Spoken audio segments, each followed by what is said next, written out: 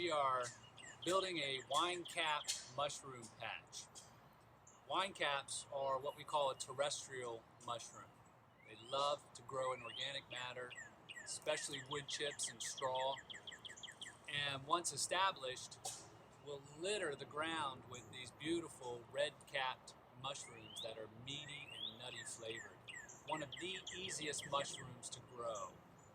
And here we are in the shade of a deciduous tree. This happens to be a pear tree.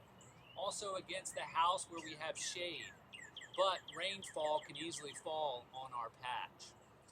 And we have about 8 inches of wood chips here. These are mixed hardwood chips, maple and pear. I would say most hardwood chips will work well. The ones I would avoid in heavy amounts would be the evergreens, the pines, the junipers, black walnut and black locust, not so much. Everything else, the mycelium, love it. So these chips, this is about a yard of chips. So if you're going to order from a local landscape supplier your wood chips, you can get 1 yard to start your patch. It's about three wheelbarrows full. Now these chips just arrived, but they're dry. You do not want to add your mushroom spawn to dry chips. Mycelium are only 1 cell wall thick. So if they dry out, they die. So we're going to go ahead and make sure this is really moist to start with. Now that the wood chips are really well moistened, we're ready to add our spawn. Spawn is a term for a woody material usually, or a grain seed that has mycelium on it. Now mycelium and fungi, interchangeable words for these single cell-like entities that loop together and create a network. That's the mycelium, right? You see this in the forest a lot of times when you kick the leaf litter and you see the white strands running. That's the mycelium. In this case here, you can see the mycelium of the wine cap running really strong on the wood chips and the straw. So this is my spawn. Typically, when you start a wine cap patch for the first time, you buy a bag of sawdust spawn from someone like Field and Forest Products in Wisconsin, or Paul Stamets, Fungi Perfecti. They will sell you a bag of sterilized sawdust that has the wine cap mycelium on it. Now, once you start your own patch, you can propagate your own, which is what I've done.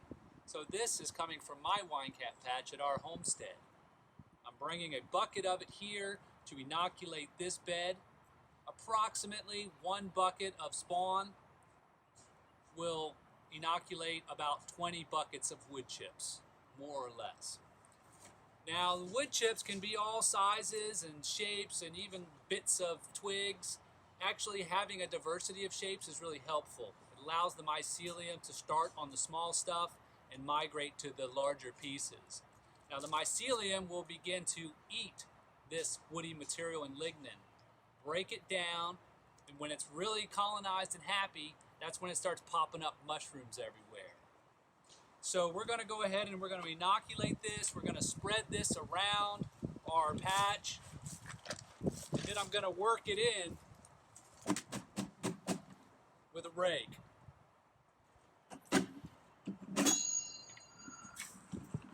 You want to make sure it's getting down in there, mixing it deeply. Shuffle it in. Straw has the mycelium on it as well, so that's good. Make sure it's getting deep down in there where it's going to stay nice and moist. The 3 things about growing mushroom are moisture, moisture, moisture. Most people don't have success growing mushrooms at home, either on logs or on wood chips, because their logs dry out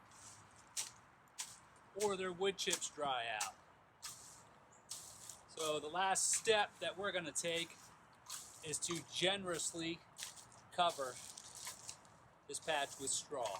Final stage to your wine cap patch is to generously cover it. I use straw to trap more moisture.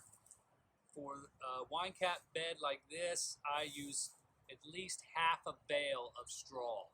You want it to be thick.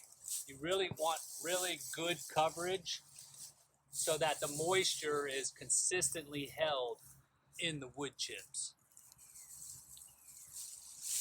This will get you more out of your wood chips as well. So be very generous here. And then likewise, water your straw. The mycelium will also jump onto the straw and start to grow really fast. This patch, if it's done early in the spring, March, April time, you will sometimes start to get fruiting mushrooms that same fall. Certainly the next year, they're going to be copious, and you have to keep an eye on feeding the mycelium. After about 12 months, 18 months, check, make sure that you still have edible woody lignin material in your patch, and if you don't, keep feeding it. Bring it more wood chips. You have to feed the mycelium, herd the mycelium, or they will phase out of this zone altogether, which isn't a total loss because you have great soil. So this is also a big benefit to this pear tree here. It's going to get a lot more nutrients in exchange from these fungi. It's just a win-win-win situation. Enjoy.